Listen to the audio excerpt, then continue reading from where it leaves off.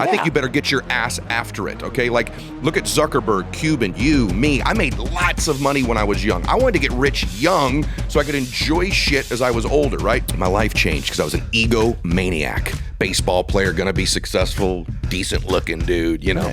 And instantly my life became about serving these boys. And I shifted, like, as a human. I'm like, this is what I love. I actually love helping these kids. I love helping people. I bought the person, not the business, with the person. Now the rule is I gotta believe and trust the person and believe in the concept of the business, not one or the other. I wanna believe in people, care about them, serve them, love them, and teach them how to live better.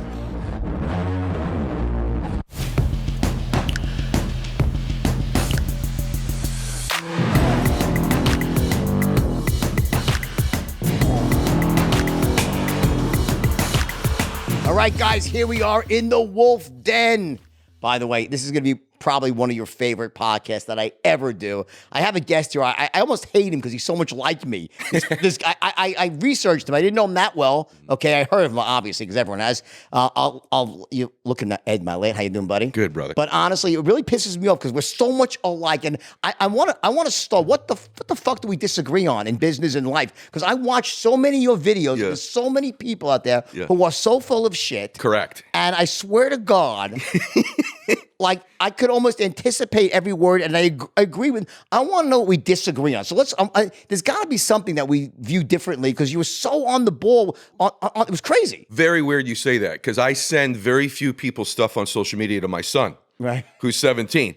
And I start watching your stuff and I'm like, I'm trying to find something here that's not, seriously, that I don't think listen is to me, not you, like my awesome. son. Yeah, he doesn't listen to anything I say. Right. And so I send him your stuff. This morning at breakfast, my son said to me, he goes, Dad, it's almost like you two guys sat in a room and made all your shit at the exact same time. It's really weird. I love the way you teach closing. I love the way you teach influence. I love your thinking about money, about people. It'd be difficult. There's probably something we'll figure it out today. So before we start, it's something like, so when I started really researching you, something really occurred to me that I was kind of struck me as being weird. Okay. So first, I thought maybe you were in the movies or something because you look like a famous actor who I love. Okay, could we put that? Dude, you are Drax the Destroyer, by the way. You gotta be kidding. You know how often I hear this about Bautista? This is you. Okay. Come on. He's much bigger than me. Look directly at the camera. He's taller than me because we're both. Right. There's a similarity for sure. Oh, come on. So yesterday, this is so surreal. Do metaphors fly over your head? Like, you know, he can't. He's like, he takes everything in the movies literally. I know. So Mike's here, my camera guy. We were at the WWE headquarters yesterday. Yesterday, this happens. I get out of the elevator, and the people that worked there thought I was him because he used to be a WWE wrestler. You're like a gene splice of this guy. He's crazy. I'll take it. He's super handsome. By the way, he's awesome. But he just came out with a new there's a movie, I think it's coming out, which is really funny, where he's like plays, I think he's a cop or investigator. It's really funny. But dude, it's incredible. And you're built like a brick shit house as well. Well, you know? thank you. Yeah, Damn. I'm not quite that big, but I'll take it all day long. And I've been hearing, as I get older, I'm morphing into that dude because when I was younger, you're gonna laugh. When I was younger, it was John Travolta. Now that I got older, I know it doesn't look anything your like hair? it. Do you have hair? I have hair. Yeah, I got good hair. I have more hair. Okay, so yeah, so I don't know if you shaved the head, like if you were balding, dude. I'm sorry. Next time you see me, it's gonna be shaved. He's an animalist guy. So Ed, let me real quick here. Yeah. You're super successful. I think what intrigues me about you, I don't want to make this an ingratiation thing because we both respect each other, right? But in truth, what really I sticks out is that most people in our space in self-development, and they don't really have the credentials in the real business world. Yeah. There's only a few people. Everyone has some sort of invented backstory where they, I was lying. One day I got so fed up with life and I went to a top of a mountain and some guru handed me, right? And so just very quickly here, just so everyone, listen, most people do know you, but hopefully we can get the people who don't. Sure. Because you got to watch his stuff. His stuff is compelling. Thank you. And it really is. It's really compelling. And I think what I watched the clip this morning, and what I love most was that when you said something, so you were talking about something about hanging out with the people, like the 5 people you surround yourself with. And I was like, yeah. And then you took it to another level. And you said, but only if you actually are deliberate about it and you focus on actually, in other words, so that's what I see. What I saw there was like about practical application. Because so many people, like, they show up, but they don't really show up, you know?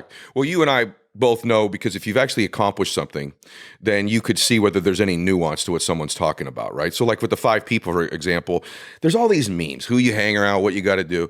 There's a separation, which is that you're intentional about stuff. Like, for example, what you're doing here, you just showed me your operation. Like, you're not dabbling in this. You're 1,000% clear on your outcome. You're intentional about what you're doing. Right. And so I know that separation. That's how I started out in business too. Everything I've ever done in business, except this space, frankly, I've done with really specific intentional outcomes of what I wanted to do. And I watch very few people's content. This is why I like fully endorse you and I want you on my show too. I can tell when I listen to somebody almost instantly whether or not they've actually built a real business and made real money. Right. And there's like, and I don't mean this negative, there's wonderful people in the personal development, business, sales space that probably help people. But there are really only 4 or 5, maybe there's a few more than that, No doubt. that actually have a resume Right. and a track record to validate that which they're teaching. There's proof of it. I feel like you have that. So Why do you think that is so important? 'Cause I agree with you, but from your point of view, why is that? Because it annoys me sometimes. Like, it annoys me when I see certain people teaching sales training and like, okay, you want to steal my stuff? I'm okay with that. yeah. It's great.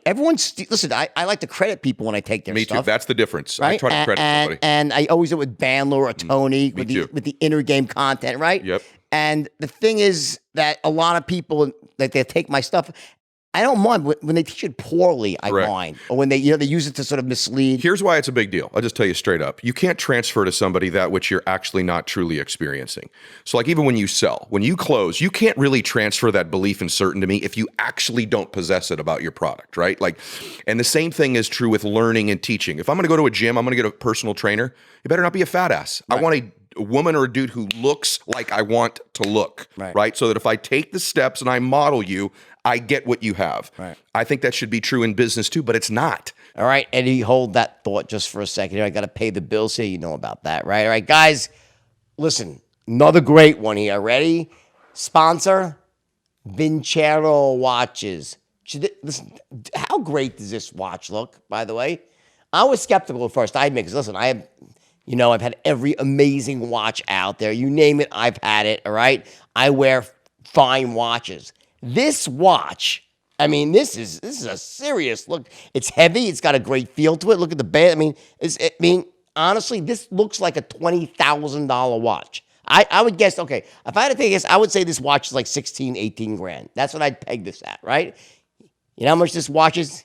You can get this from Vincero for a few $100s. How about them apples, all right? And you get a discount, all right? Let's see what the discount is. Hold on. Up 15% off here, right? At Vincero, Vincero, VinceroWatches.com, okay? And use the code WOLF to get 15% off. Listen, they have all sorts of watches, sport watches, stainless steel watches. They offer me, obviously, to check. I got this for free, right? Because they're my sponsor, right?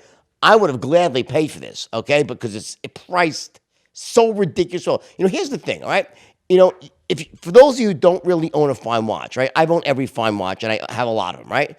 Let me explain why watches cost so much money. Because up until 40 years ago, right?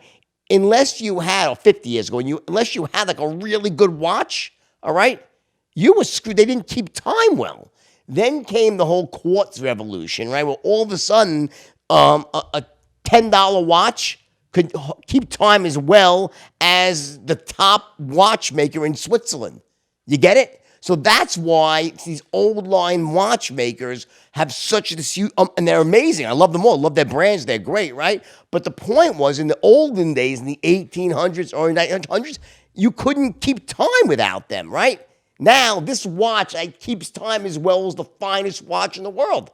Okay, it just does. They've gotten the technology, right? So the question is, how does it look? How does it feel? This watch feels and looks ridiculously awesome.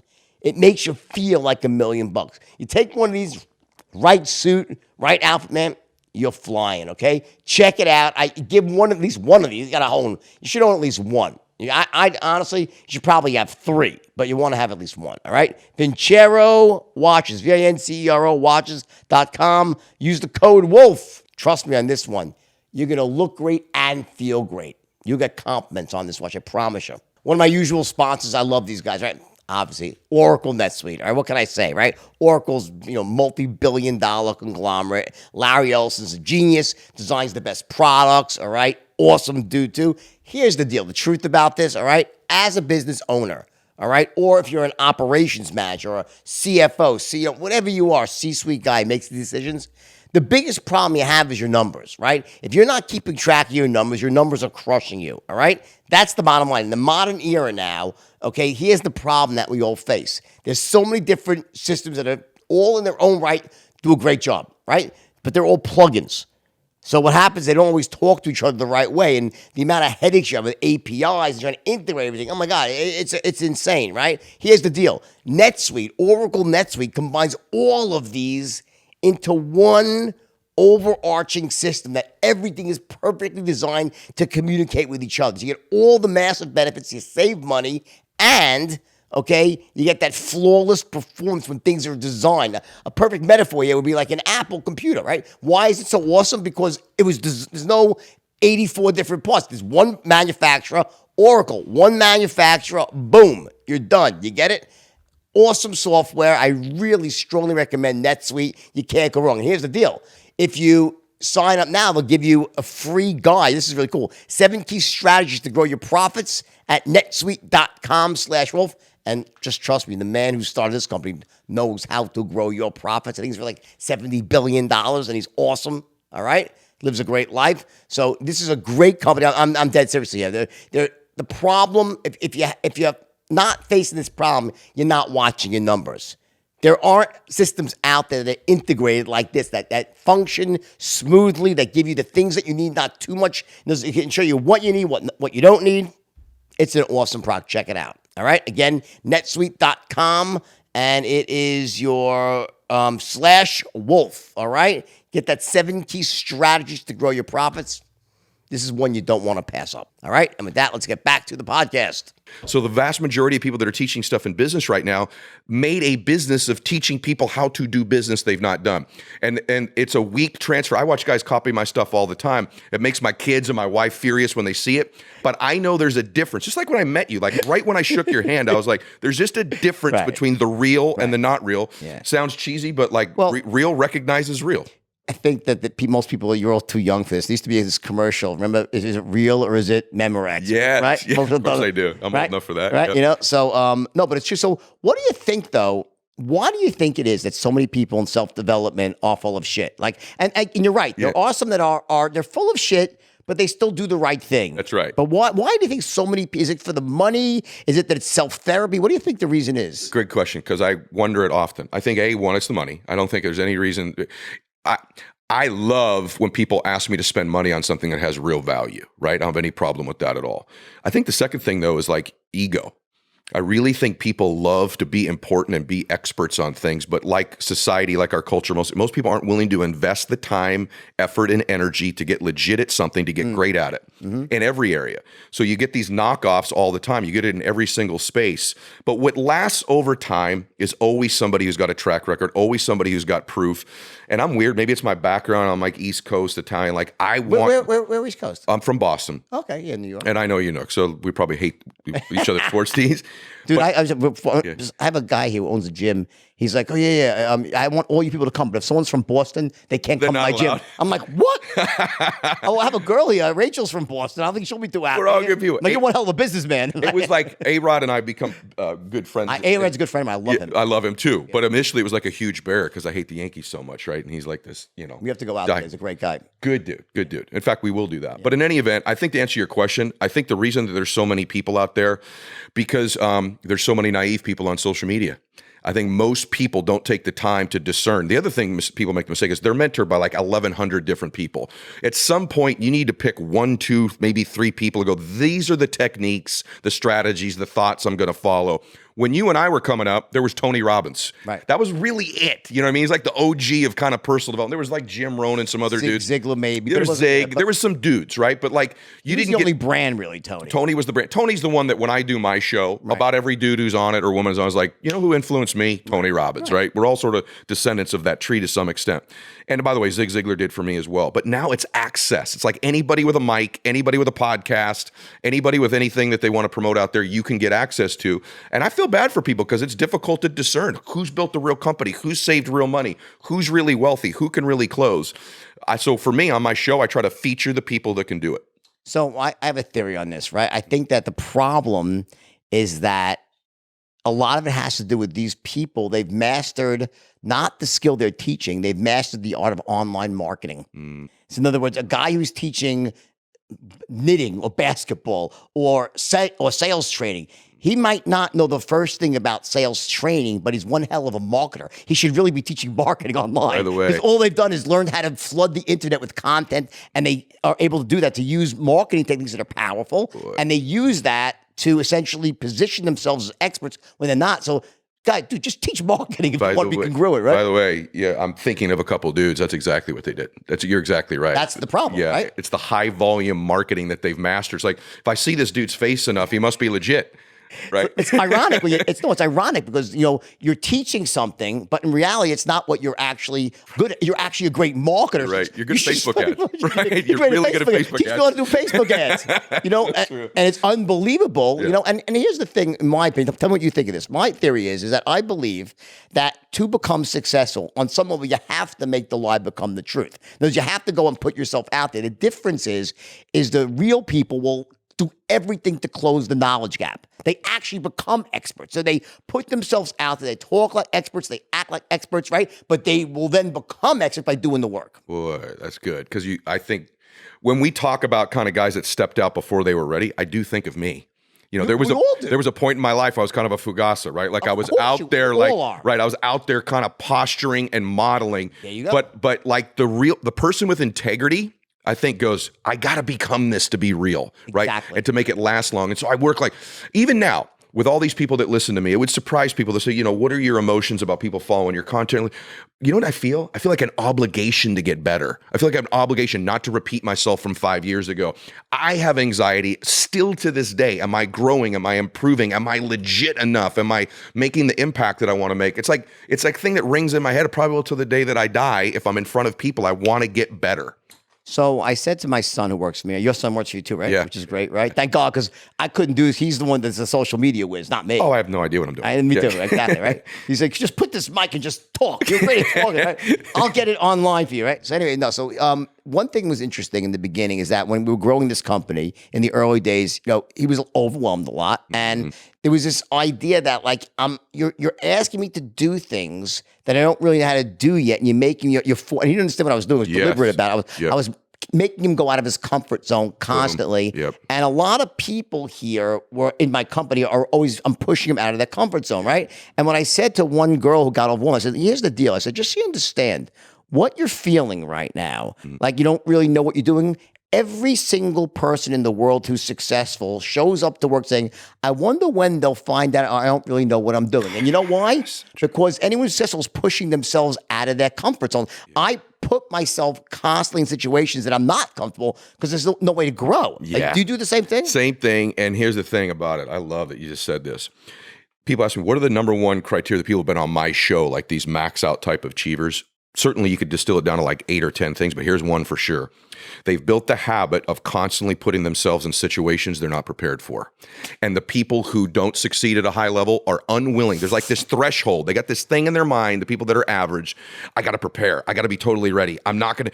And these crazy people who actually rule the world, who make all the change, that make all the money, they put themselves in environments constantly they know they're not ready for. And they're like, I'm going to get in the door, then I'll figure it out. Then I'll get in the door and I'll figure it out. That's a huge separator. Even me, I played baseball in college and my son's a golfer.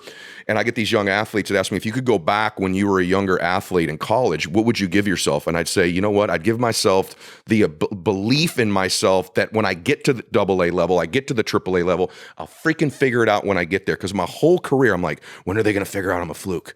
When are they going to figure out I can't hit a breaking ball low and in? When are they going to figure it out? Instead of actually just embracing, I'll get better when I get there. Right. That's the difference. Big difference. All right, now next we have another one of my old goodies, right? This is great. Skillshare. Now, obviously, as a guy, listen, okay, that's my business, right? Information marketing, sales training, right? Well, here's the deal. Skillshare is a platform that allows you to learn and grow at home, at your convenience. It's an awesome company with lots of awesome trainings on there. Okay, it's basically an online learning community. Thousands of amazing classes they cover, right? Creative entrepreneurship skills, and you name it, it's on there, okay? And just let me just tell you one thing here, okay? For me, just having the ability to have something, I'm lying in bed at night, I want to watch and learn something, I can press, play, fast forward, rewind. You don't get that from live learning. That's what I love online learning so much, all right? So to me, Skillshare is a no-brainer. Okay, it's priced so affordable, it's ridiculous, right? To join millions of students, and there are millions, by the way, not even that, millions of students, okay, that are learning on Skillshare today with a special offer just for my listeners. Ready to this? 2 months free. Free. So let me ask you this. Why wouldn't you give it a shot? I'm telling you, you can go out, give it a shot, no cost, see what's there, learn, grow yourself, make more money, be more entrepreneurial, be more creative, live a better life, feel good about yourself. Why not do that if it's free, right? I mean, seriously. So here's the deal, okay? You just got to enter Skillshare.com/wolf. All right, that's Skillshare.com/wolf. Start your 2 months free trial now, Skillshare.com/wolf. And the upside here is massive. You get all these courses to learn and grow yourself on some level, right? You have to grow yourself to make more money. That's the way the universe works. Check it out. You won't be sorry. Okay, so you opened up the Pandora's box here. Number 2, that was 1 of 8. Yeah. Okay. I got to hear all 8 now. Yeah. Well, I don't know that I could list all 8, but give me at least 5 because there's wisdom right now. Okay. 2 thing people that have been on my show is a relentless outworking of other humans. So, for example, like I work out pretty hard in the gym. Then I started to train with some of the athletes that I work with on their mental game. So I'd be in the gym with, an MMA guy or Mikey Garcia, one of the boxers, right, or T.O. from the NFL. You get in the gym with those guys, you're like, oh, that's working out. Like what I've been doing is freaking little league stuff. So even the people who think they work hard, it's the threshold of what real hard work looks like in a day compared to the average person. Would you agree with that? It's just a totally different level, right? It's like, we speak to my son when he first came to work with me, day one, he's like, gets up at, 9 a.m. He's in the office working his ass off and 5 p.m. He's done at 5, right? And he goes in, goes to his room. I walk by, boop, bloop, bloop, bloop, bloop. He's playing a global fucking killer, whatever it's called, the names, whatever, Global Warriors he's playing. I don't know what the names, right? I don't say anything, right? Next day he comes in, he's like working his butt off. He's really smart and he works his ass, sweating. 5 o'clock, he's goes to his room, bloop, bloop. I said, Bowen, come here. I said, just so you know, I got good news for you. He goes, what? I said, this is the last time you're ever going to get to play a video game for 20 years. What do you mean? I said, everybody else who's successful, they ain't playing fucking video games, pal. They're working till midnight. They don't stop. You want to? He's like, really? I said, yeah. That ain't fucking. Listen. In college, it's you can pass. It doesn't work here. Right. Fucking C's, you're fucking broke. That's right. Exactly. And you know what he did? And I knew that was the test. I said, if my son doesn't wilt under that, he's gonna. And he threw that shit out, and he works 12 hours a day. Now he's the real deal. Not real deal. And he's unbelievable. So it's a separator for freaking sure. To this day, like people that come to work for me, it freaks them out. They're like, even now, like with all the stuff, they're like, what is wrong with you? I'm like, guys, true staff, right? Yeah. My staff can't right there. But I sleep 4 hours a night. I don't do much. So sleep. do I. I'm the same way. I'd say that. I'll give you a third one. Their ability to influence other humans. Their persuasion abilities. They're just better at it. Like people if you think you're great at it, you probably aren't. Because I'm constantly, I'm watching you. Right. You think I'm nuts, but like I will play in slow motion how you walked up to my car, shook my hand and introduced yourself to me. Like I study the masters of influence, right? I'm always trying to find that little, whether it's influence one-on-one, boardroom, big stage, 30,000 people. It's their ability to influence other humans. And then I'll give you one more, big, huge one. They're freaking psycho about working on their identity. They're psycho about their, what I'd call like self-worth, what they think they're entitled to in life. Like not ego, there's a difference. Identity's like, it's the thoughts, beliefs, and concepts that like at your core you hold to be true about you. So for example, it's like a thermostat sitting on the wall. It regulates the temperature in the room. So if your identity's 75 degrees, here's what happens. You start getting 80, 90, 95 degrees worth of results, you will find a way in your life to air condition your life unconsciously back down to get what you believe you're worth. That is actually the freaking separator between a Brady and like the 5th best quarterback in the NFL. It's actually his identity when there's 40 seconds left in a game and he's got to drive. It's what he believes he's entitled to in that game. A Kobe Bryant, like what they believe they're entitled to. They've worked on that identity. They link the hard work to building their identity. Like, this hard work I'm doing shit no one else is willing to do. And I'm going to get things no one else should be getting. They link. It's not just doing the work.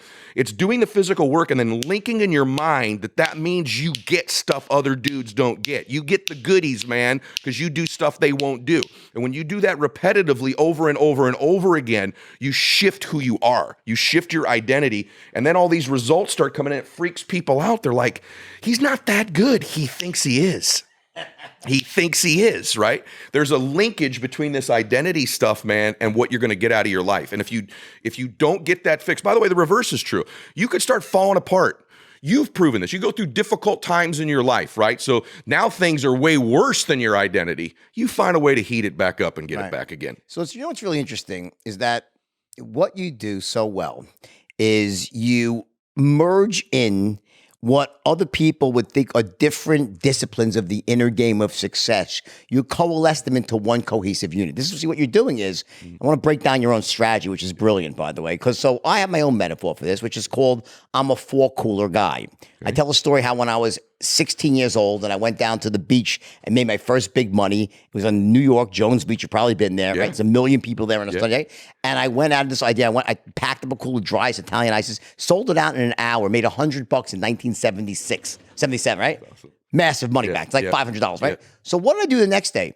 I went back with 4 coolers, right? So I made $400, $500 the second day. And that first week I made like ridiculous money for a kid, right? It's like making 10 grand a week now when I was 16 years old. Awesome. Yeah. Now, Jones Beach is so big you can't saturate. So I went to 3 of my best friends. I said, guys, why don't you come work? They're like, you're making $1.35 an hour. They're like, great. They came to work. Do it. I said, just you pick that field. We'll never bump into each other. Of those 4 people, not 3, of those 4, 3 would sell 1 cooler and stop. Yeah. And only 1 of them would sell 4 coolers. Why? See, so what most people would say is standards, right? But what you did is you shifted it to identity. Yeah. And see what happened, because and the truth, what makes you so kind of laser guide here is because really the truth is, it is, well, standards, it's based on your identity, based on your beliefs. It's like they all ride together, right? Correct. And if someone's lacking one aspect of the inner game, it almost like it intercedes. If you don't believe, you'll lower your standard because you won't take action. You'll lower your standard because afterwards the pain's too high. So why should I keep feeling this pain? Yes. And you'll start to settle for less and you downregulate. And what most people do, by the way, that was brilliant. What most people do is they treat the symptom of their problem, not the disease. So they're like, I can't get myself to go to work. I'm just not motivated. Go all the way back up the chain you just described. It's because your standards are too low, man. Your standards are too low because your identity isn't where it should be. And perhaps your identity isn't where it should be because of these dumb shits you hang around all the time that aren't pushing your identity. They're like, I've told you 3 times off camera, you and I need to get together. You and I need to get together. Why did I do that? Well, I got a feeling you can help me with my identity. I got a feeling I can help you with yours. Sure. You put a couple thoroughbreds together. Right. Like that's something nuts, even in unrelated businesses. So I'm always like trying to add some dude or some person to my life, woman to my life that can shift me, alter me, push me. I'm a psycho with that stuff. You married? I am married. Been married a long time. I'm so happy. I finally have the right woman in my life. I had a bunch of marriages, not the best ones, but I got a great. And I believe you've read. I know you believe in Thinking Real Rich, right? That's one of my cornerstones, right? Me too. And the right woman. Huge difference. It's such right. I mean, sexual energy directed in the right way, in a positive way. There's nothing more powerful, I believe. I'm totally with you. I got really lucky, man. So God was good to me. I'll tell you one quick thing. I know, but things have worked pretty damn good, dude. I'm sitting. We're 8 feet from the sand. Things are okay. Yeah. But I met my wife in kindergarten.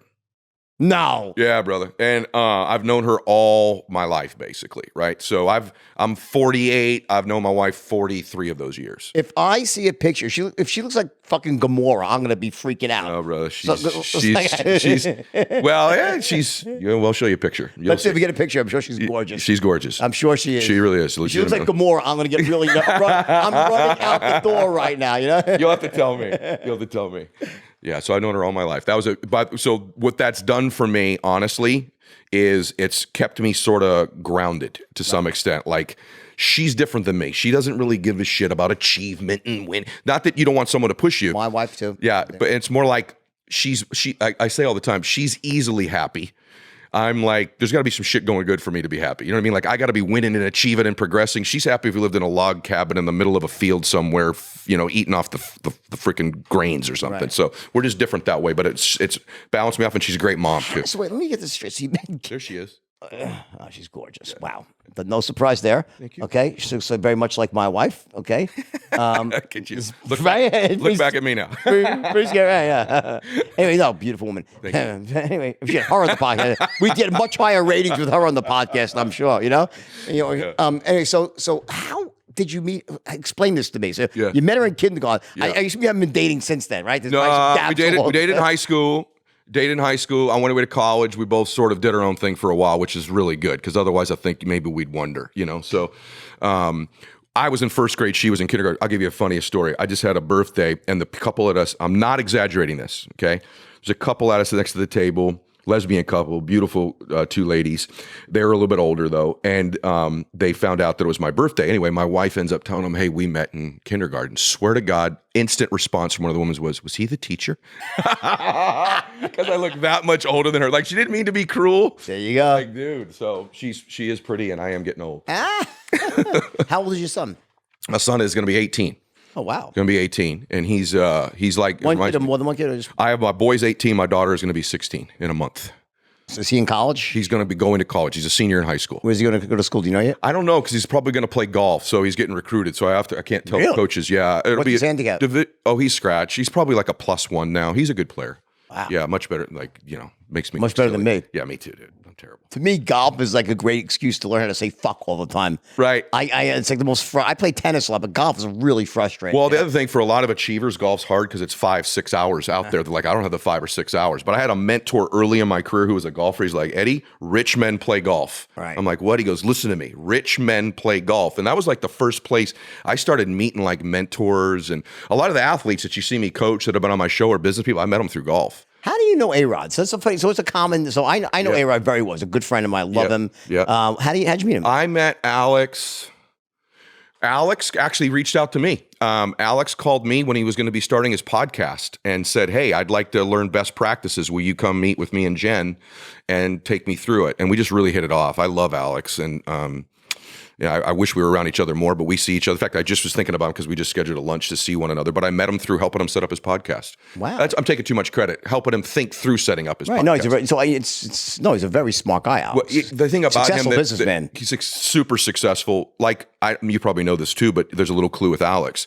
Alex has enough humility to not always think he's the smartest guy in the room. If you go to a meeting with A-Rod, there's going to be a notepad out. This is one of the most successful athletes and businessmen of the last 20 years in the country. Now he's marrying one of the most successful women. And this dude writes notes and asks the best questions about anybody that I've interacted with the last couple of years. I've learned a lot from him doing that with me. Yeah, he's a great. So it's fun. I'll tell you, I met A-Rod. It's in public information. So when he was going through his difficulties, right, he reached out the same way. He just reached out and he goes, hey, buddy, you're the best guy at overcoming difficulties. What would you think right now? Wow.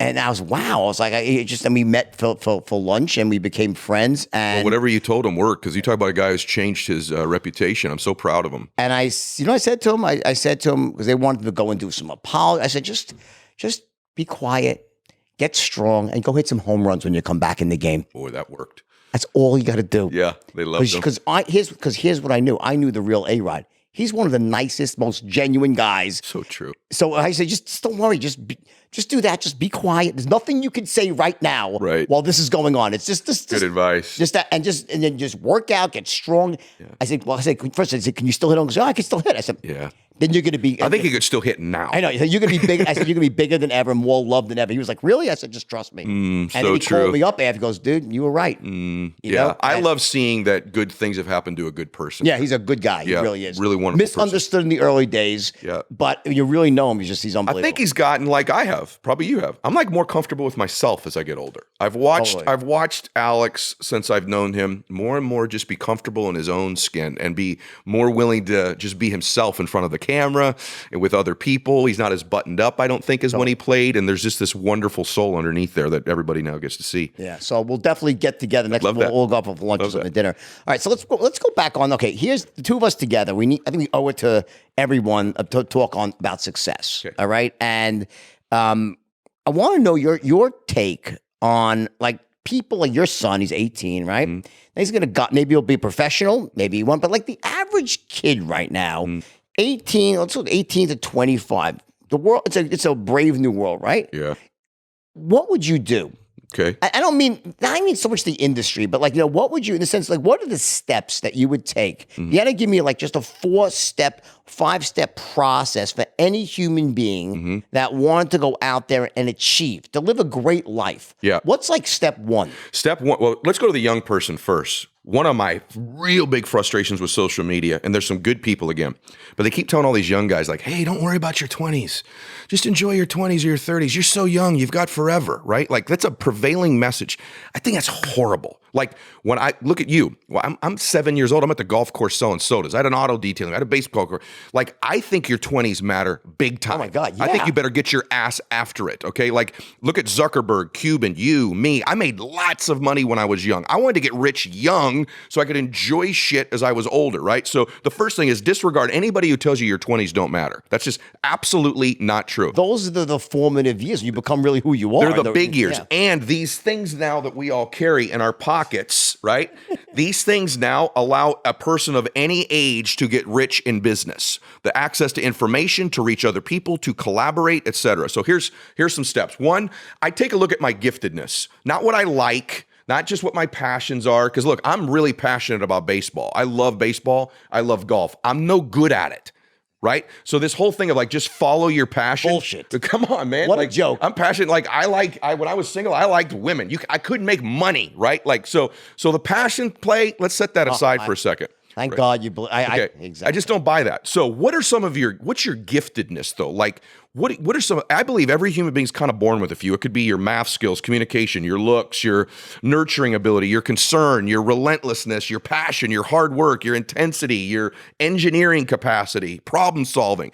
You got a couple of these skills. You need to identify what those are, like clearly with you. It's immediate. You're like, okay, this dude brings energy. He can influence people. He's intense. Your will to win isn't for sale. Like you're a badass. Like it's just immediate. I bet you since I met you, it's manifested differently all your life. There's always been an edge to you. Yes. There's an edge. There's just something about you. All of you have that something, these 2 or 3 gifts. Identify what those are, number 1. 2, you got to find a model. Find somebody who you can begin to follow and model. It's even okay to copy them initially because you'll morph your style into their stuff. So find somebody that you can model. 3rd, I'd find a problem to solve.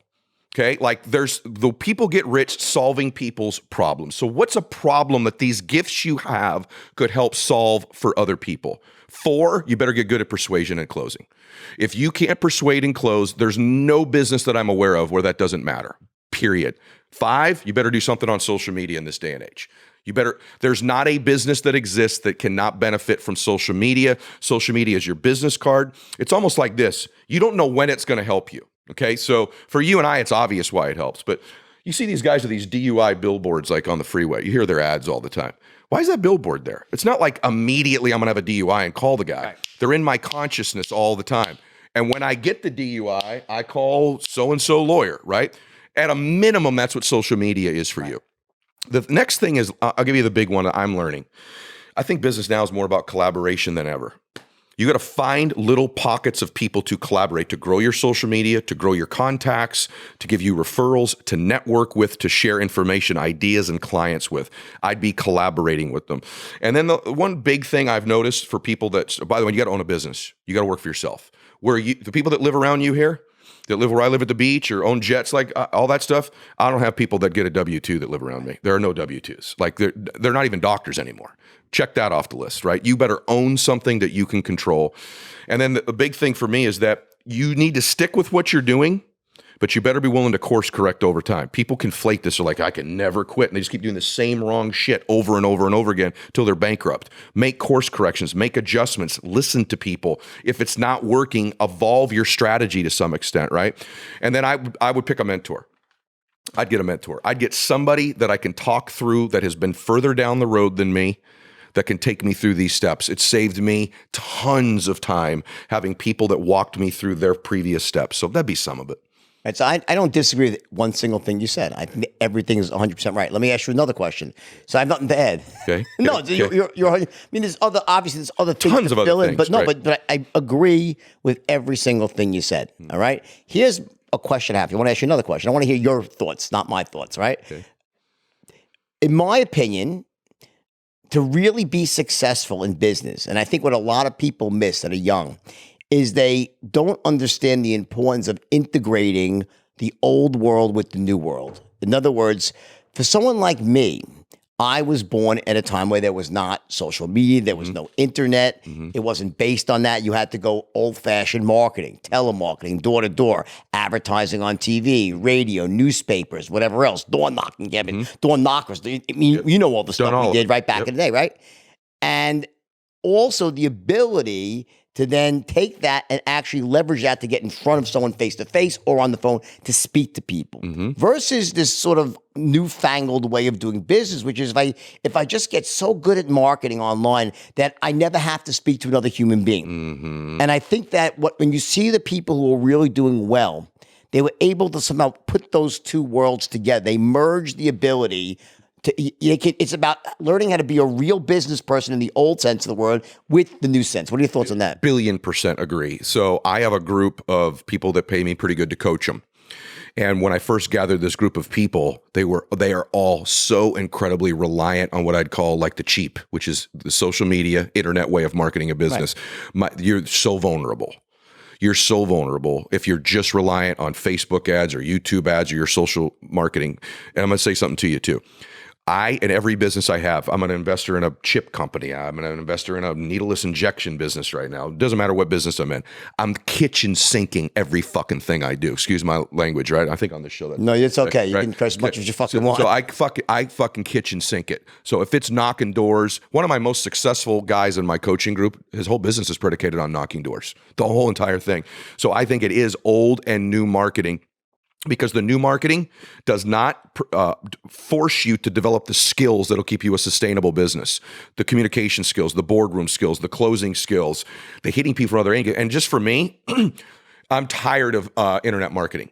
In fact, if you only market to me that way, you have less credibility with me. These other, maybe it's because I'm a little bit older, but these other ways of getting to me, I feel like they're more real businesses when they do all of them. And if you look at even Facebook itself, Google itself does not just market itself through social and internet marketing. Right, sure. They use mainstream advertising, television advertising, print advertising. So if they're doing it, that ought to be a pretty big clue you should be. You know, it's a great point, by the way.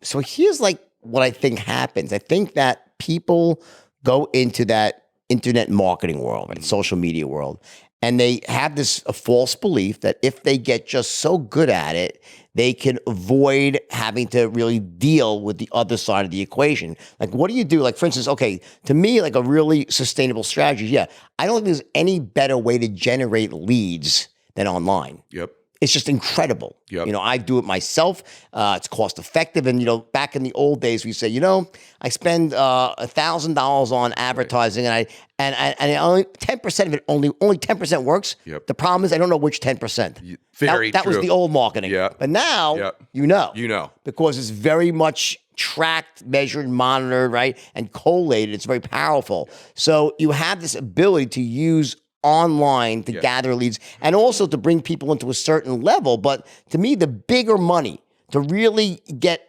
relationships that transcend $500 to it is speaking to someone, getting in front of someone. Of course. It's a conversion rate too.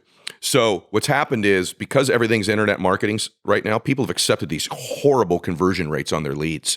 And the reason your conversion rates are so horrible is because you don't have the other ways to close and influence people. It's all internet-based stuff. Whereas if you had live humans on the phone or face-to-face closing, your conversion rates would go up. Here's what's going to be really interesting, because you're like, maybe the thing we would do more to serve real entrepreneurs right now than anything is what you're covering. The advent of internet marketing, for the most part, by and large, coincided with an extremely surging economy. Okay. I have this feeling that the economy is going to turn the other way for a while. I don't know if it's in 8 months, 18 months, 24 months. Definitely will. Always does. Nothing goes up forever. And we are going to weed these people out. Most businesses solely reliant on internet marketing are going to find themselves in a much more difficult situation because it won't be so easy. And the people that have the skills to close live on the phone, in a boardroom, in person, in large groups, beyond just that place are going to be really successful. And it's going to weed them out. Right now, business has been pretty damn easy the last 8 or 9 years. And I'm excited when I'll make more money in a bad economy for sure when it goes the other way. I remember I started my business in the GFC. And I said to my wife, this is the best time to start it, because if you can make it in the GFC, you'll fly when the economy is going, right? Yep. What do you think about in terms of, what are your thoughts on like the whole thing going on with the, people saying that, regulation should come into social media, whether it's Facebook, Google, the monopoly. What do you think about that? Well, I'm pretty conservative overall, usually. I'm really socially liberal. Super socially liberal. Me too. Fashionably very conservative guy. Same way. I'm really not a regulatory guy. I don't like it. Having said that, there's a lot of predatory stuff that happens when there's zero regulation, right? Like a lot of predatory stuff. I have some real concerns about privacy. Even though you and I both probably in our marketing take advantage of some of this access we get, there probably needs to be some moderate regulatory environment when it comes to this. So I think it's inevitable. And just like the stuff that kids can get access to on their phone bugs me. Like it's not regulated at all. When I was a kid, I couldn't even get into a rated R movie unless I had a parent. Now a 9-year-old can pull up some of the most horrific things in the world. I know it's a different world. I don't want to sound older, but we could probably all agree that there should be some barriers around this stuff. Horrifically great for 30-year-olds and horrifically bad for 8-year-olds. Exactly, right? There should be something in some way. And this privacy stuff's scary. Like these 3 or 4 companies, these Googles and Facebooks, man, are if they decided to turn an election, which most people think they do. That bothers me. Me too. I think that bothers me a lot. It's you seeing the news that they think you want to see, this perversion of culture, of just the internet and the media not only tells us what to believe, but they tell us what's important. So if there was a murder in Fallujah tomorrow, they focus on that one event. There were millions of other murders in the south side of Chicago no one knows about, let's say, that day. So my concern is the way they skew culture. That's a super, very dangerous proposition that these 2 or 3 companies control, that we just sort of trust they're going to be fair with. I couldn't agree more. So here's my thing. So personally, I'm not that worried about the privacy side. That me personally. I don't know why. I guess I feel like I have nothing to hide, but it's probably not a healthy thing. Everybody knows everything anyways about both of us, right? I think, but I'm not concerned about the privacy aspect, but I'm deeply concerned about the filtering of certain voices. And I think it's I think it's so toxic and so disastrous.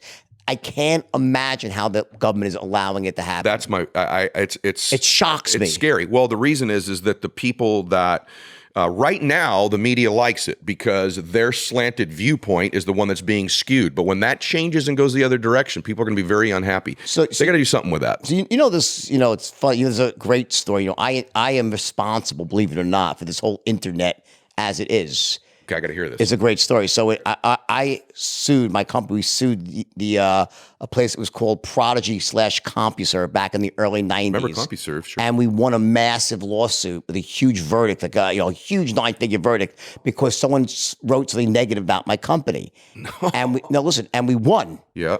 And then Congress a congressman, so you can Google this, it's true. It's like Jordan Belfort invented the internet, all right? And a congressman saw the lawsuit, and they passed a law which created the current structure of the internet, which allows them to hide behind the veil of being, we're not publishers, we're just platforms. You're kidding me. No, that's my rule. The rule that was passed to overturn my lawsuit against one of the, back then, like the, I guess the Google of the day, or the Facebook was this prodigy back then. Yes. And they said they call it the fair service act, whatever it is, that allows these platforms to say, we are just platforms. We're not responsible for the content. Crazy. That was a law passed because of my lawsuit to overturn, and my lawsuit got overturned. And that literally is what and all their everything came from that. The whole hat is hung on. We're not publishers. But yet, if they're doing that, then fair enough. But you can't be screening out what's right. You know, you can't have it both ways. That's my big problem. Yep, you're exactly right. By the way, they are publishers because they do screen it. They editorialize their content, and they by the way like sending you stuff you already liked.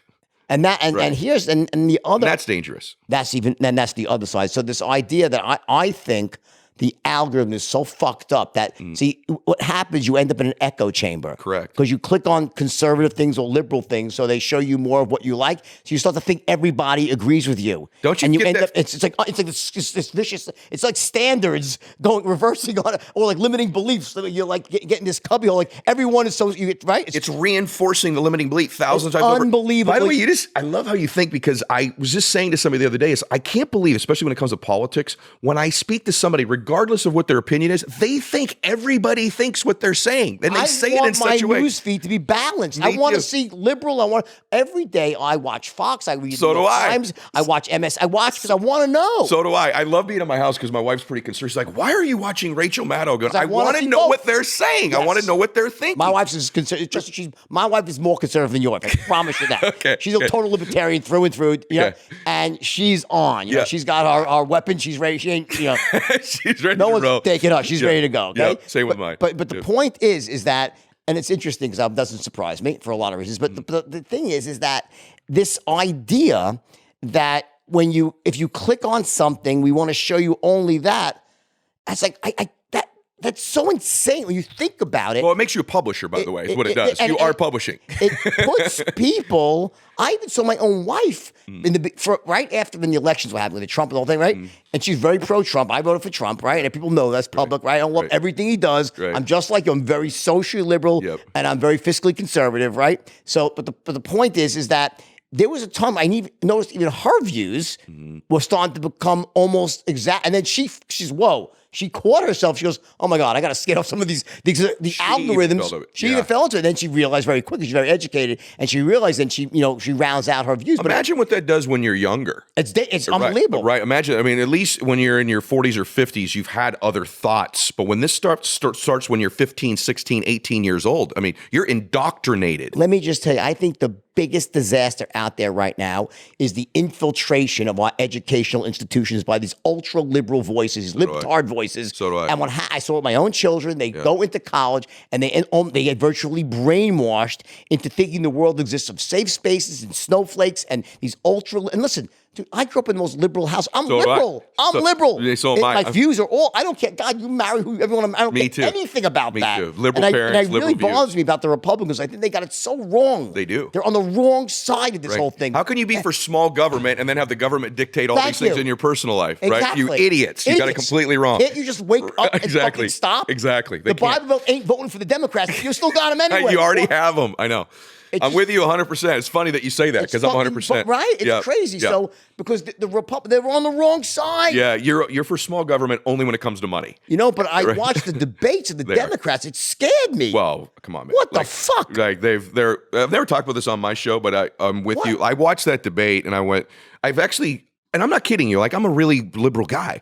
I watched the debates and I told my wife, I go, I think our country's like over. I think we lost our. I think it's gone. Like I wonder how is my son going to get wealthy? How is he going to prosper? You're going to give. You're going to have it.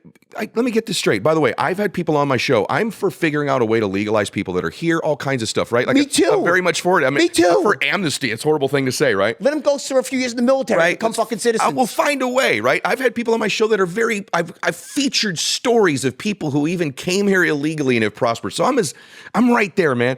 But when you say, I want to make it not illegal to illegally enter a country and then offer you free health insurance. Like, what is that? What are we doing here, man? Like, what happened? So I try to figure out a motive. So I'm saying, okay, what's the Votes. Obviously, right? So that's why my wife said, what do you think? I said, it's all about votes. I said, it's all about votes, right? But I'm thinking, here's what I think, okay? I'm hoping at least they're all full of shit. Right. They don't really, none of them believe this shit. They're just saying it because they're playing to the left wing to win the primary, and they'll rewrite their story. Because what I saw on that platform was some of the scariest shit I've ever seen. I know. Because I grew up in a very liberal house. And I remember when, like, the Republicans and the Democrats, they were like kind of two sides of the same coin. Yeah. One was a little bit higher taxes, one was a bit lower taxes. Yes. But they were basically, it wasn't like now. It's just like, they're like, let everyone the fuck in. Yeah. ICE is illegal. And AOC, and here's the thing with her, all right?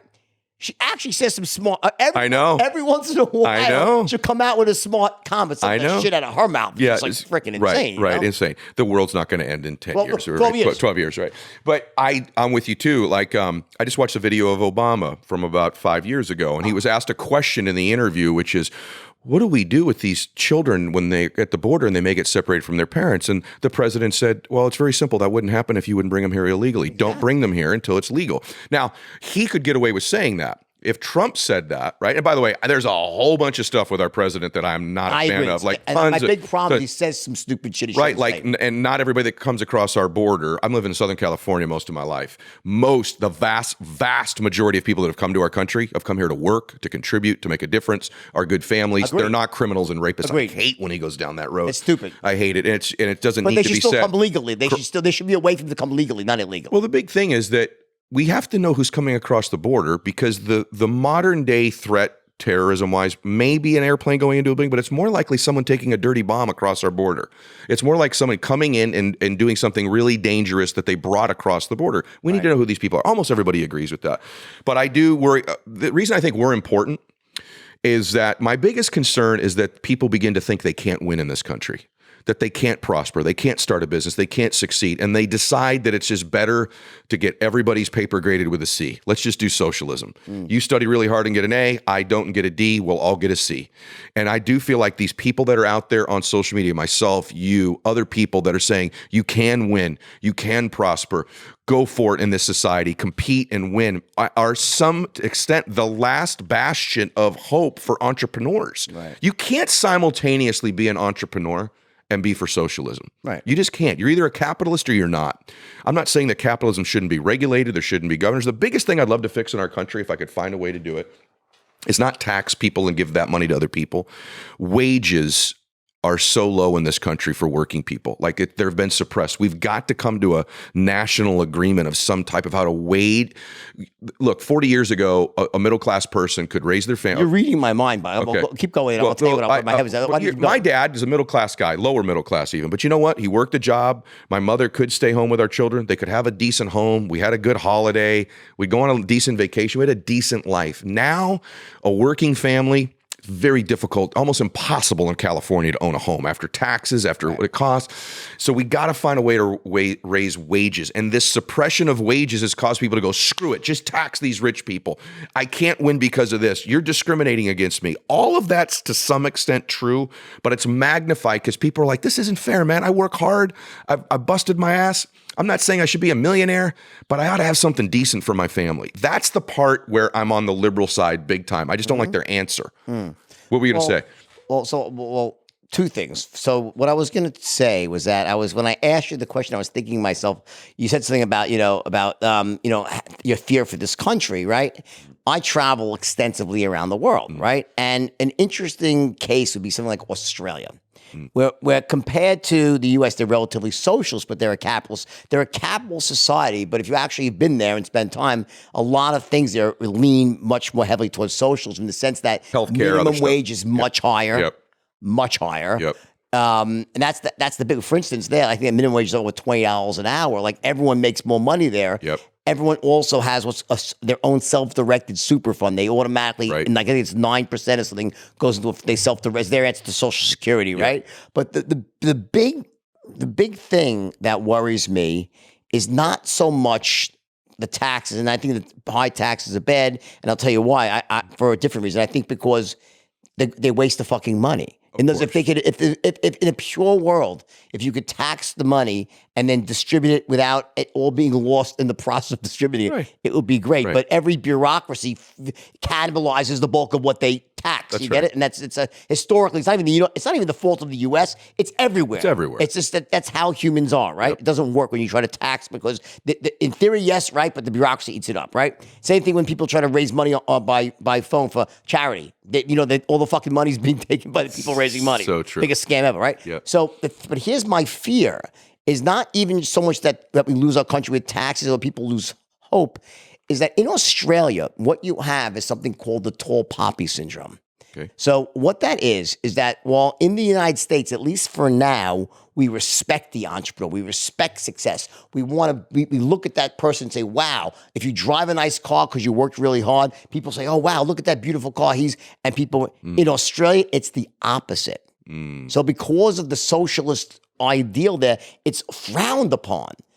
So they call it a tall pop. I mean, if you get too big, they'll fucking knock you down. Yes. The government will come to figure out a way to take your money back. And I think that's the big fear I have is that almost like that there comes like a shift in perspective. Because the one thing the United States has, which I have not seen anywhere else in the world, is this. Number one, this incredible respect for the entrepreneur and almost, looking at them as almost like the rock star of the 21st century, right? Yeah. The second thing is the acceptance of failure and bankruptcy. In other countries, the stigma of failure and bankruptcy is so severe that it will debilitate people for many, many years. Take your passport away. You can't leave the country. I mean, it's really, really bad. Well, here, people will fail, go bankrupt, and they come back. It's accepted, right? Yeah. Obviously, you don't want to burn everybody, but the point is, within reason here, the sort of the reinvention of that's an American thing that I've never really seen anywhere to this level. And my worry is that all this rhetoric going on right now, it's like almost like if that belief system gets stifled, we have a freaking problem. Well, I only thing I disagree with you on is I think we're trending there now. I mean, I do. I think there's a huge demonization of success. And it's funny, we don't do it with athletes anymore. LeBron James can go make hundreds of millions of dollars. For some reason, it's okay. We haven't connected our ticket prices are higher because he's making that money. But when it comes to business, don't you meet people? I do all the time. They're like, wow, you're really a nice man. You're humble. It surprises them that maybe a person with some financial success is actually a good human. And I think there's been this trend for a while where I think people think successful people have got it through ill-gotten means. But I can tell you, in my experience, the wealthy people that I know, not the ones who inherited it necessarily, but that have made it. And by the way, can't you tell right when you meet a dude? I can tell right when I meet, did he inherit it or make it? Right. But the vast majority of people who keep money long-term are really good human beings. The vast majority that I've met that have kept it, not short-term, but they're good people. They do typically good things. And I hate that I think that's beginning to become demonized. It's interesting you say, because my highest, when I got out of jail and I made mistakes, very public, right? Yeah. My highest value was to give value. Like I said, I'm never going to ever be in a situation where I would make money without giving 10 times as much. And it was like my mantra. And the truth is, I think most people are like that. So do I. Most rich people are not trying to rip people off. Yeah, this bank is, listen, I know Wall Street's a fucked up place. I've been there, I worked there, I know the game, right? Sure. But in the general, and by the way, one of the problems with Wall Street is they're not building and creating. They're trading off of the ingenuity of others. But people who are out there building businesses, they're trying, it's probably more in self-development than there should be of idiots. Yes. But in the real world of business, I agree with you. I think most people are out there trying to do the right thing. Why is that important? That's important because if you're a good person and you believe people that succeed are not, you don't believe you're like them. You don't believe you've got that cut their throat thing. Most of my friends that are successful in business don't want to cut your throat. They actually want to contribute. They want to make a difference. They want to win. They want to compete. Right. But I think it's a cultural thing we need to watch. I'm really glad I've never talked about it on any show I've ever been on before, but I worry about young people particularly being persuaded that they can't succeed and that you ought to just give in and these winners are bad people. Let's get their stuff. I don't like it. You know what else and I've said this many times, like that this rap, like millennials get a bad rap, I think. Me too. I have all millennials. This is a hard working, man. What a lie. I wonder why it comes. What's the lie? Where's that lie? I don't know. That's a huge lie. I've Simon talked a lot Sinek about was a this. really smart guy, by the way. He has this thing. He said this, and I was like, Really? And I was like, is it true? Maybe for him it was true. I'm sure it was. I wouldn't say it otherwise. Right. But I found millennials to be like just as, I mean, if not harder working. Now, I know how to treat them. You want to have it fun, but these, I don't know. I don't get that. I don't get it either. Where does it come from? Because there's this other thing. I don't know, because I hear it too, and it's not true. The young people that are around me work really, really hard. And by the way, most of them really, really want to be successful. Yeah. There's this stuff that, like, there's been some good things happen where people knock popular culture. So, for example, the Kardashians. They're neighbors of mine in one of the places that I live, and people knock them, oh, they're all about material things and this. You know, that kind of watching that family be successful, watching some of these shows that are of more successful people, it's actually been good for our culture because more young people are like, I'd like to win. I'd like to help people. You know what? I'd like to retire my dad. I'd like to have a nice car. It'd be cool to vacation in Turks and Caicos someday. Right. Like, I think those people have helped to some extent in our culture. And I think by and large, young people right now, here's what young people more than ever have that I love. They have been raised in a more liberal society. So I think these millennials are the best entrepreneurs because they're socially conscious entrepreneurs. Most of these young people want to do really well, but they really want to do good in the world while they do it. And the really successful business, if I could answer your question better, younger, would be not just like, what are you passionate about, but can you do something good for the world through your business? That's what I see with these millennials. They're like, they want to make the world better. They want to prosper and help other people, maybe more than any other generation. So I don't disagree. I don't agree with it at all. What made you? If you're like, what were the 2 or 3 root experiences that made you who you are? Like, you have these, like, I go back to my life, and I can look at a couple of things that define me. One was the beach, all right, that defining experience at 16 when I made big money, and I was like, oh my God, right? And you know, what were yours? A few. One, my dad was an alcoholic growing up. My dad's now my best friend, been sober 30 years, but I come from one of those really dysfunctional, not really, but loving, but dad's an alcoholic. So what defined me as a kid, I was the oldest boy, 3 sisters. I didn't know which dad would come home. I'm talking like 5 years old. Was it kind of happy dad who's going to play with me, or was it like kind of messed up dad who's going to be grumpy and go to sleep? Right. That was good because what it did was I had to evaluate my dad like 5, 6 years old. I got really good at studying people.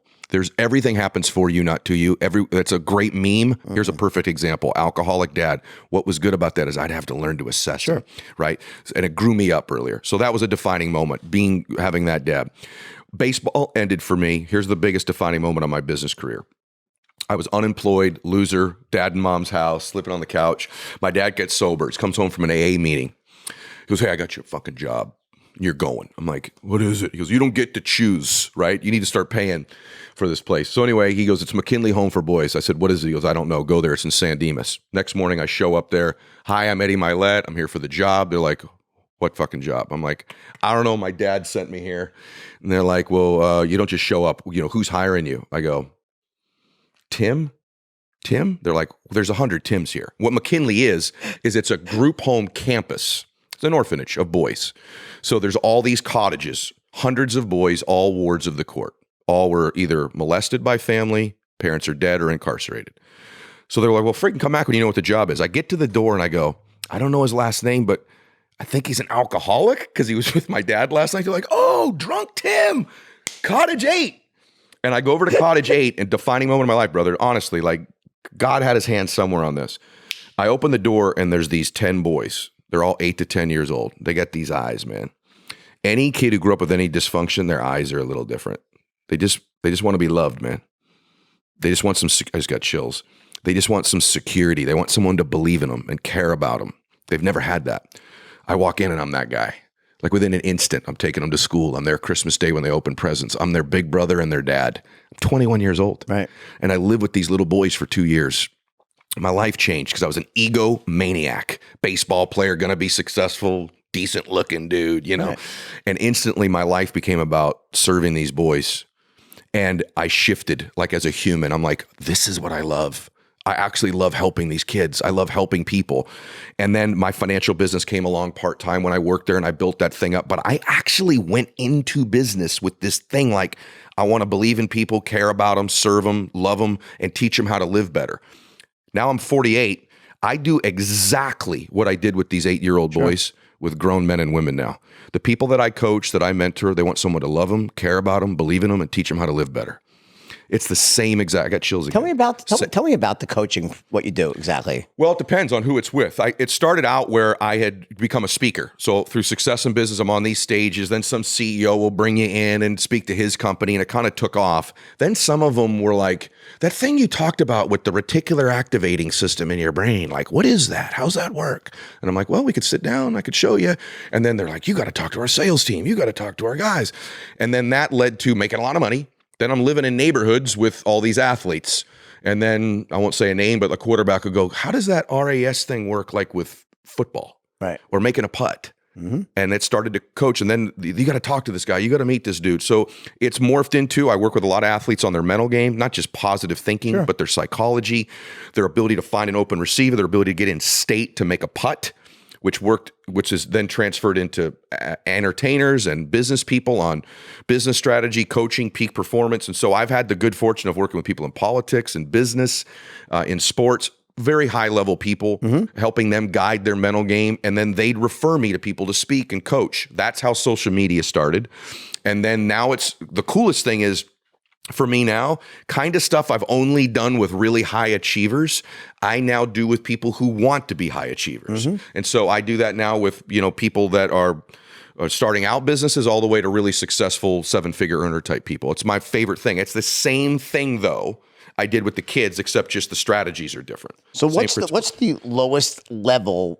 And I don't mean that to those, if you're in that level, I don't mean it derogatory. I mean, what in terms of like on the achievement, at what point do you think that someone's ready for your coaching? Because there's different times, like you different mentors for different times. Like the guy that's going to take you from 0 to 3 million is not the guy that's taking you from 3 to 300 million. Right? You're more like a guy that's a 3 to 300 million sort of guy, or even higher. Probably yes, but that's why I did social media. So I create content through my podcast and my social media and my YouTube for everybody. So that's the 50-year-old stay-at-home mom who's like, I want to start a business. It's the 18-year-old kid who's like, I think I want to become an entrepreneur. It's the 21-year-old woman who's like, I just want to be happier. Why am I not happy? Why am I not fulfilled? Why am I not getting up every day wanting to do something in my life? So I create free content for everyone. That's the social, the podcast, the YouTube. And I'm super passionate about it. And I'm not bragging, but I will say I do believe I create more specific, detailed, free content than anyone operating. Is great. Thank you. And I wouldn't say, honestly, most people's shit sucks. It's true. Right. Your stuff is really good. Thank you, brother. Every single video, I'm telling you guys, I would not say this. His shit is on. I felt like. I felt like I was like, dude, this guy, like, we were like sharing the same. I can tell now that we've met. No, it's like the same core beliefs. Like, it almost predict what's coming out of your mouth next. And it does not, when you think about it, it's not surprising because there are all these underlying rules that when you extrapolate them out, they just they turn into what you say. But you speak truth, and it really is. And so let's say someone that's just getting started. What's the first thing of yours? Give me the pathway to follow you. Like this, here's the problem. There's so much stuff on you out there. It's almost overwhelming. What should someone do if they want to start following you in the most healthy way and get the most out of what you teach? What's the first thing they should do? What should they watch first? You should follow my social media on Instagram every day. I actually put out stuff like you do. You do it too. Like, here's real stuff someone would make you pay for. That's because of my son. Your son does it, right? So he does the actual.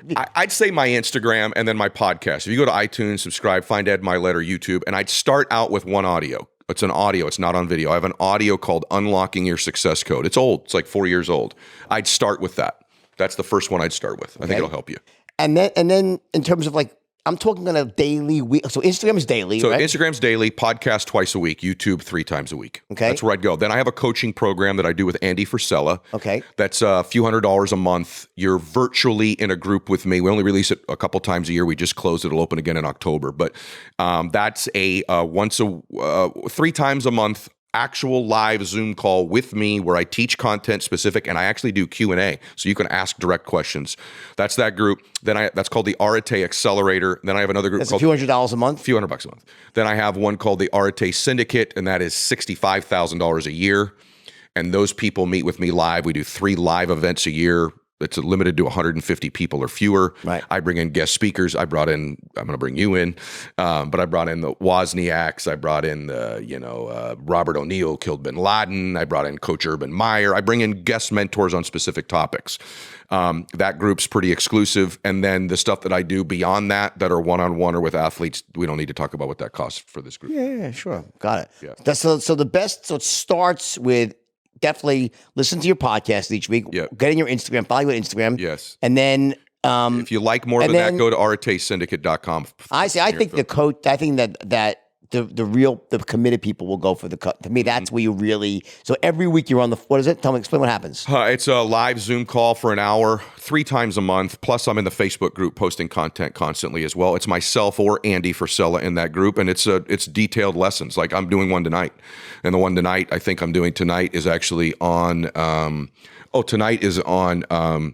A one-on-one closing strategies. Actually, tonight's a sales one, which you'd be much better at than I would be. But tonight is I'm sure you'd be the best. You're the best in the world at it. But I tonight is on closing strategies. Last week was on programming your reticular activating system in your brain, how to use it and how to program it. So detailed stuff. Some of it's motivational, but it's usually specific. And then they do Q&A, so they can ask specific content. Like, guy last week asked, "I'm thinking about upgrading my lease and expanding to an office. What's your revenue? What's your top line? What are the risks? What do you got in cash reserves?" And people watch me one-on-one coach that person through their business. How long is each call? An hour. Usually I do longer. It ends up being longer. What's the worst business decision you ever made? Man, there's a long list of those. Give me the worst one. Is there one that like sticks out just like these? Like, oh my God, what was I thinking? Any of those? Yeah, tons of them. I'll give you the worst behavior and then the worst decision. Worst behavior is I didn't treat people with enough respect when I was younger. I was so intense, so crazy. You probably relate to this. Yeah. So psycho that I spoke to people in a way that was not borderline, disrespectful too often. Once I had kids, grew up a little bit, I'm like, there'd be a more nuanced, articulate way to get this dude to perform better than just literally obliterating his head every time I spoke. So I treated people poorly. And I think I had a lot of people in my own organization who were like, I don't like him.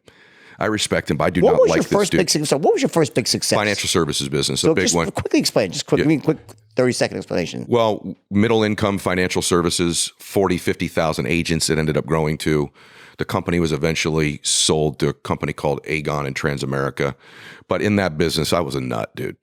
Just like I've heard about you, just a little bit of a nut in terms of how I treated humans. I don't like how I treated people then. I was always a good man. I guess you're running at 1,000,000 miles an hour. Miles an hour. And it's always at 500,000. It's not good enough. Right. And I didn't understand why you weren't like me. Yeah. In other words, if you weren't like me, what the fuck is wrong with you? Yeah. Right. Like, and as I got older, I'm like, oh, almost nobody's like you, dude. So you become your best. Let me help you get to the best of you. Yeah. And then probably I just made an investment. Here's my rule now. I don't invest in things I don't understand and I can't explain back to you very simply. I have invested in several businesses that I did not understand at all because I liked the guy. Right. And so I just put, I won't say what it's called, but I put $5 million in an investment 2 years ago. My grand return on that will be $0. I've lost every single dime on it. And I've done that a few different times because I'm stupid.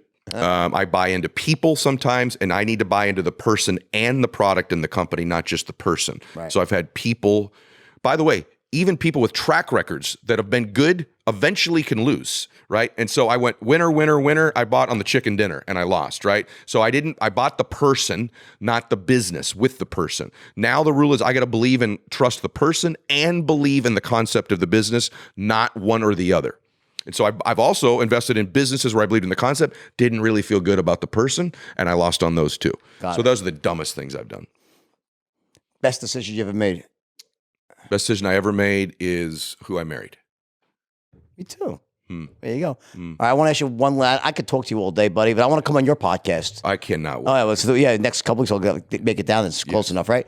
Last question, right? So if someone is listening to this, right, and there's a lot of people, and it's, there's this weird thing is like you get into these ruts where like it starts, you explain with standards being lower, you lose self-belief. There's people out there that like, that in their late teens and early 20s, they had this, vision. They wanted to go out and do amazing things, and they really believed in themselves somewhere along the way. Mm-hmm. Whether it's in their, by the time they're 24, 25, they lost that spark, what's the quickest and most surefire way to get the spark back? Because you mentioned, jumping out of bed each morning. I couldn't imagine living life without wanting to jump out of bed. What would you tell someone? What's the best way to get the spark back? Wow. Man, that's like the prevailing question that I get a lot. So you're where you are because there's a pattern of behavior, man. Like you behave a certain way. It's your fault where you are. And what most people do is going to sound really counterintuitive. You need to feel the pain of all of that if you're going to change it. In other words, you hide from it. You let it depress you. You kind of dull it a little bit. I'd say feel it all. Like literally take in all the pain. Pain is a great catalyst to make a move, right? So I'd feel all the pain and I would evaluate my patterns. I've had a shitty week this week. I've been a little down. I haven't been my normal me. You'd never know it, but as I've been normal, I've had a really productive week. My dad's sick, really sick. Mine too. Sorry to hear that, brother. Yeah, same thing. My dad's sick. Frankly, had a couple really big wins that I thought would make me happier. Does that make any sense? You know what I mean? Like, I'm like, it wasn't what I thought. Shit, even that didn't make me happier. Yeah. So in any event, but it's been really productive because my routines and habits are so incredibly good. Here's what I would tell you. This is going to sound like rah-rah, but if you're down right now, let me say something to you. You were born to do something great with your life. You were not born for any other reason. Now, it could be in a big way or a small way. You were born to do something special with your life. And when you were a little boy or a little girl, there was probably somebody. There was probably someone, a grandfather, a grandmother, a parent, a coach, a teacher. I pray, but I bet you there was somebody who made you feel a particular way about you. May not even said anything. It might be just how they looked at you, man. You felt special. You felt that way when you were a little girl or a little boy. Picture their face just for a second. For me, it was my grandfather, who I'm named after, my papa. Ride around in his little van.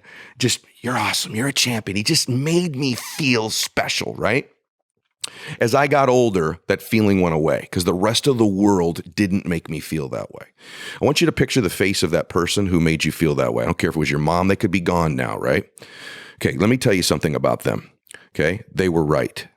That thing you felt about how you were special when you're supposed to do something great with your life and you were important, they were right, man. They were right. Whether they're here now or gone, they were right about you, okay? Prove them right. Do something great with your life. And if you can't find the spark of what you want to do, we do everything in our life, either for our dreams or other people. So right now you're saying, I don't know what my dream is. Who are the people you'd want to do it for? Who are the people that you love? Who are the people you'd want to make proud of you? Who are the people you want to take care of? And connect with them. That spark will never go away. And so for me, my two big sparks are the people I love. I want to do something great for them. I want to make them proud of me. And I'm proving Papa right. And when you were that little boy or little girl, you had that feeling, okay? I'm telling you, you're supposed to do something great with your life. And listen to me on this. You need to decide that your will to win is not for sale. You can't be bought. Too many people, their will can be bought. With enough success, people's will's bought. It's like, all right, that's enough. I'm clipping the coupons now. I got what I wanted. Their will's bought.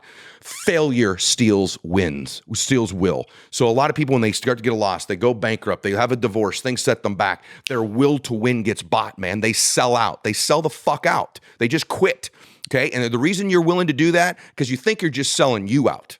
You're like, I'm quitting on me. No, you're not. You're quitting on your kids. You're quitting on your grandkids. You're quitting on your papa. You're quitting on your grandparents. Never sell those people. Never. So in your life, if you're down, you want the spark right now, if you can't figure out what the fuck the dream is, who do you love? Right? And are you willing to quit on them? Are you willing to sell your will to win on them? Have them watch you the rest of your life do absolutely nothing? Or do you want to turn it around and do something great for those people that you picture right now? Your babies, your grandbabies, your spouse, your parents. Prove that coach or teacher right. Never sell your will to win. If you have that will still to win, you are actually figuratively still in the game. Because most people walk around the fucking planet with no will to win. No drive, no belief, no nothing. So you may not have the dream, but you might have the people that you want to do something great for. I'd tell you to hold on to them and to remember you were born to do something awesome. And there you go, guys. Dude, you are a legend, a force of nature, buddy. I want to really listen. That was one of my favorite podcasts. It's my favorite podcast, seriously. Dude, you're awesome. So are you. Congratulations for all your success. You deserve it. Looking forward to going on your podcast. Can't wait, man. Guys, follow Ed. I mean, honestly, well, don't at your own peril. Seriously, there's a few people out there you need to be following. This guy's one of them. Take care, guys. And I will see you with the next episode of The Wolf's Den. Take care.